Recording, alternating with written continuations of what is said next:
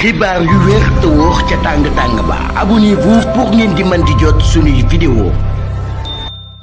dal leen ak jàmm seen chaîne bi di Buzz 221 HD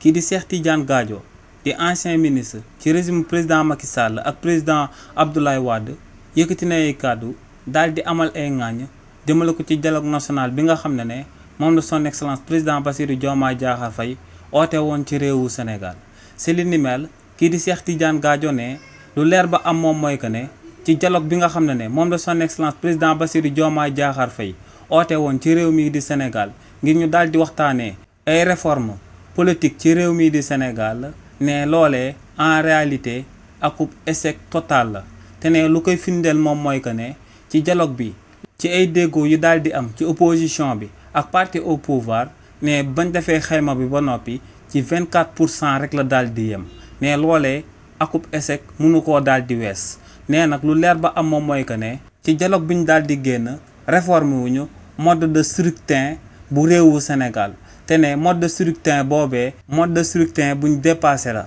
te ne li ni mel moom moo sabab ci réewu Sénégal ci élection législative anticipée yi ñu daal di génn ginnaaw ba waa parti bii di Pastef amee